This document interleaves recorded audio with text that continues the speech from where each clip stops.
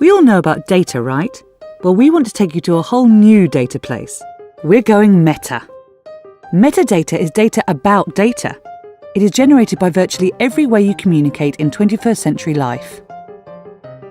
Here are two people communicating today. Let's say we know nothing about what they're saying. We can still learn a lot about them from other information we can glean. Metadata is this intelligence. So this means things like locations, times, durations, and data about the device you used. But it also includes the same information about everyone who you're communicating with, when, where, and for how long.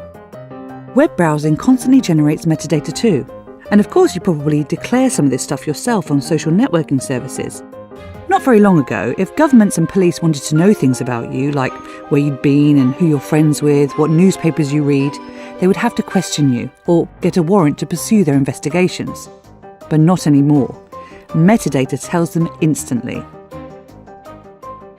And since, as we've seen, it doesn't contain the content of your communications, metadata isn't given the same legal protections, despite revealing just as much, if not more, as the content of our exchanges themselves.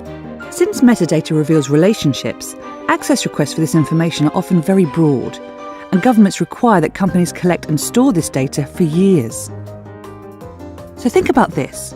Who is everyone you spoke to in the past year? Who did they speak to? And who did those people speak to?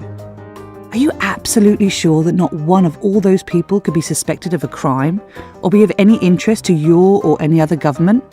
Because if they are, then that makes you part of the network. Surveillance of this kind automatically places you within the net without any wrongdoing on your part. What has happened to your rights here? Conclusions based on assimilated metadata are often entirely circumstantial. So on top of everything else, this is leaving us in serious ethical muddy water.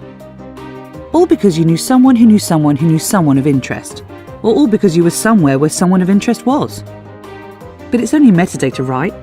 It only paints a very accurate picture of you based on a compilation of your locations, contacts, interests, reading habits, searches, friends, family, professional and personal life and history over extended periods of time. What's the big deal? More and more of the technology we use is connected to the internet. Cars, fridges, energy meters, even baby monitors are sending out data about you and your family 24/7, beyond your control. How do you feel about your car having the ability to tell your insurance company how good, or bad, your driving is? How about your fridge telling your employer that you drink 3 times more than the recommended weekly amount? And what about the bigger picture?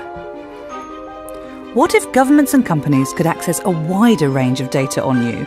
All those tiny bits that indicate your political views, your tastes, your buying habits, your sexual preferences, your health. Data that, taken individually, might have little meaning, but pieced together could turn the living, breathing, real you into what's known as your digital doppelganger, without your consent or control. In fact, there may already be dozens, hundreds, even thousands of digital doppelgangers about you held by different companies and governments. The reason they do this, in part at least, is so that they can predict your behaviour. This is not just online retailers' simple, you might like this suggestions based on what you've bought before. Predictions will mean companies can charge you more based on their knowledge of what you have previously paid.